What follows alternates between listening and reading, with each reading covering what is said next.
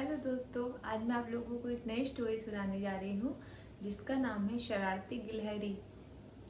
एक समय की बात है, एक जंगल में एक किट्टू नाम की गिलहरी अपनी बेटी चुनचुन के साथ एक पेड़ पे रहती थी। दोनों माँ बेटी एक पेड़ पे एक टहनी पे रहते थे। चुनचुन बहुत शरारती थी, अपनी मम्मी की बात कभी नहीं मानती थी, हमेशा शरारत करती थी। उसकी शरारत से पूरे जंगल के जानवर परेशान थे उससे, लेकिन कोई कुछ कर नहीं सकता था क्योंकि वो सुधरती नहीं थी। एक दिन की बात है, जिस पेड़ पे किट्टू और उसकी बेटी चुनचुन रहते थे, उसी पेड़ की एक दूसरी टहनी पर एक फर्राटा नाम का बंदर सो रहा था।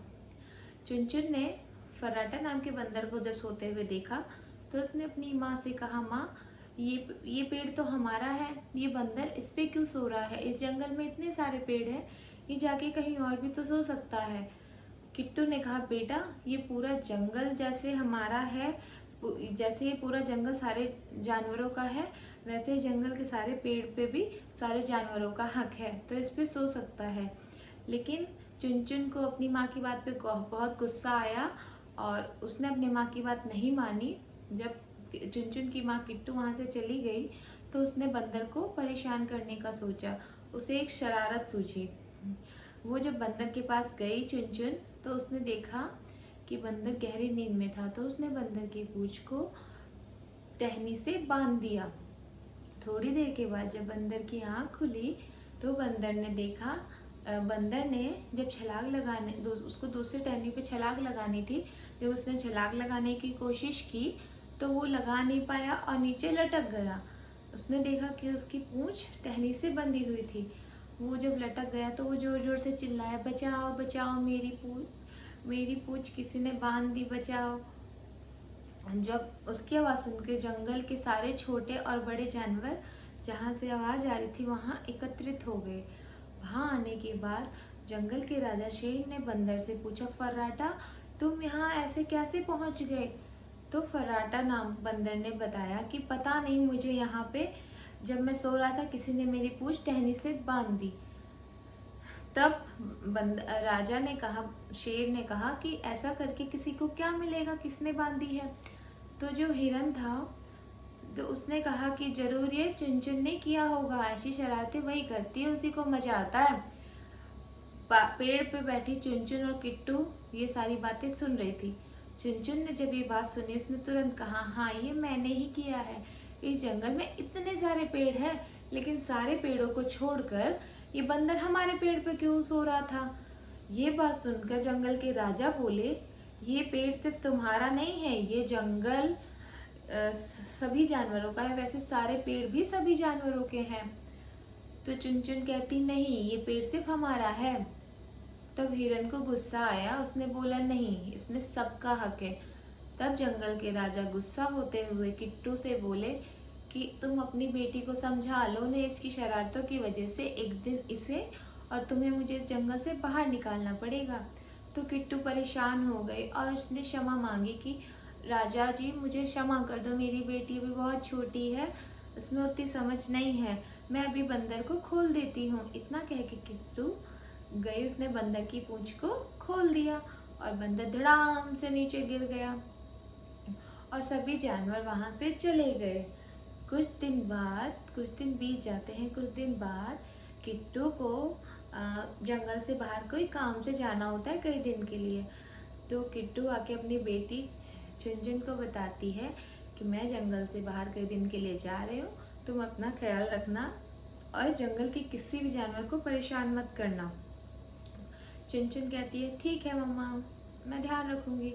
लेकिन किट्टू को अपनी बेटी पे भरोसा नहीं होता, तो वो अपने पड़ोसी कालू कौवे को बता के जाती है कि मेरी बेटी का थोड़ा ध्यान रखना, मैं कुछ दिन के लिए जंगल से बाहर जा रही हूँ। तो जो कालू कौवा था वो कहता है, ठीक है, मैं ध्यान रखूंगा, लेकिन तुम जल्दी आना क्योंकि मैं तुम्हारी बेटी चुनचुन को ज़्यादा दिन नहीं संभाल सकता। किट्टू कहती है, ठीक है, मैं कोशिश करूंगी, जैसे ही मेरा काम फिनिश हो जाता है मैं आ जाऊंगी। इतना कह के किट्टू जंगल से बाहर अपने काम के लिए चली जाती है। कुछ दिन अच्छे से बीतते हैं। कुछ दिन बाद जब किट्टू नहीं आती है तो चुनचुन को किट्टू की याद आती है। किट्टू सोचती है, चुनचुन सोचती है कि आज क्यों ना मैं जंगल से बाहर जाके अपनी मम्मा से मिलाऊं, मुझे देखकर उनको बहुत खुशी होगी।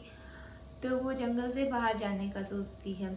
जैसे वो पेड़ से उतर रही होती है, कालू कौवा चुनचुन को देख लेता है। वो कहता है, कहाँ जा रही हो? चुनचुन कहती है, मैं पानी पीने जा रही हूँ, मुझे प्यास लगी है। कालू कौवा कहता है, अच्छा ठीक है जाओ, लेकिन जल्दी आना। इतना कहकर चुनचुन वहां से चली जाती है, और जब वो जंगल से जा रही होती है तो वो रास्ता भटक जाती है। अब उसे नहीं पता है कि कहाँ जाना है। जब थोड़ी देर बाद जब शाम हो जाती, फिर शाम हो जाती, शाम को किट्टू जब घर आती है, जब वो देखती है कि चुनचुन घर पे नहीं है तो वो परेशान हो जाती है। वो अपने पड़ोसी कालू कौवे से पूछती है कि चुनचुन कहाँ है? तो वो कहता है कि पता नहीं, थोड़ी देर पहले वो पानी पीने का कहकर गई थी, तब से लौटी नहीं। तो किट्टू परेशान हो जाती है कि कहीं मेरी बेटी कोई प्रॉब्लम में तो नहीं है, कहीं उसे कोई खा तो नहीं गया, कोई संकट समस्या तो नहीं है। वो दोनों बहुत परेशान होते हैं। फिर किट्टू सोचती है कि ये बात जाके हम जंगल के राजा को और बाकी सारे जानवरों को बता के ढूंढा जाए इसको। तो वो ये सारी बात जाके जंगल के सभी जानवरों को बताती है किट्टू। तो सभी जानवर मिलकर ऐसे थोड़े बट बट के कुछ इधर ऐसे पूरे जंगल में फैल जाते हैं और किट्टू को चुनचुन को ढूंढते हैं। सभी काफी दूर ढूंढते हैं, लेकिन किसी को किट्टू चुनचुन नहीं मिलती। सभी काफी देर ढूंढने के बाद वापस इकट्ठा होते एक जगह, फिर सभी एक दूसरे को बताते हैं कि वो हमें कहीं नहीं दिखी। तब किट्टू और परेशान हो जाती है क्योंकि उसको बेटी नहीं दिखती उसकी। फिर थोड़ी देर बाद सब आसमान में देखते हैं कि वहाँ पे चील मंडरा रही होती है, और चील वही मंडराती है जहाँ नीचे उसको उसका नाश्ता भोजन मिलता है या उसकी भोजन की व्यवस्था हो जाती है। फिर जब किट्टू चील को देखती है तो वो परेशान हो जाती है कि कहीं वो चुनचुनी तो नहीं है जिसे चील देख के खुश हो रहा। फिर किट्टू को परेशान देखकर कालू कौवा और उसका दोस्त मिट्टू दोनों उड़ के जहाँ पे चील रहता है उसके पास जाते, आसपास जाते हैं और वो देखते हैं कि चील किस चीज़ पे मंडराता है। जब वो लोग नीचे देखते हैं तो देखते हैं कि वो चुनचुन रहती है। वो चुनचुन को देख के वापस लौट के आते हैं और अपने सभी जंगल के जानवरों को बताते हैं कि वो नीचे चुनचुन है जिसके ऊपर चील मंडरा रही है, उसको उसका भोजन मिल गया है। फिर जब वो लौट के आते हैं तो सभी जानवर प्लान बनाते हैं।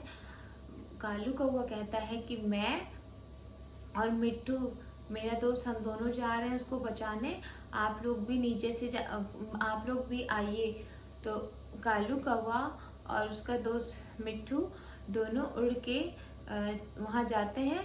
तब तक वो लोग देखते हैं कि जो चील होता है वो नीचे आके आसपास देखता है कोई नहीं है। वो चुनचुन को अपने पंजे से पकड़ के उसको उड़ा के लेके जा रहा होता है। लेकिन जब तक वो उड़ा के लेके जा रहा होता है वहाँ कालू कौवा और मिट्टू पहुँच जाते हैं। दोनों वहाँ पहुँच जाते हैं और नीचे से सारे जानवर उस जगह नीचे पहुँच जाते हैं। तो कालू कौवा और मिट्टू उसको इतनी चोंच मारते हैं कि उसके हाथ से चुनचुन छूट जाती है।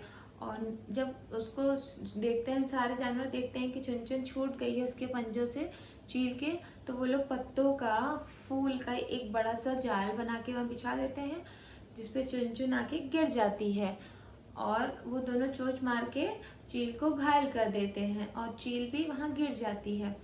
फिर कालू कौवा और मिट्टू दोनों आ जाते हैं और चुनचुन सही सलामत बच जाती है।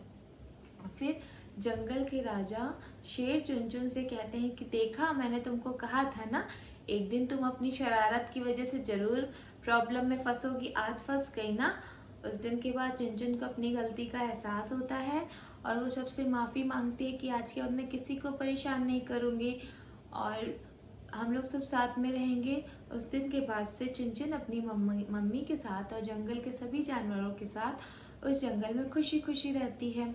तो इस कहानी से हमें यह शिक्षा मिलती है कि हमें कभी भी अपनी शरारत से, अपनी हरकतों से कभी किसी को परेशान नहीं करना चाहिए, या कभी किसी को इतना भी मत उसका उकसाओ या परेशान करो कि एक दिन हम खुद ही उस मतलब अपने ही बिछाए हुए जाल में हम खुद फंस जाएं।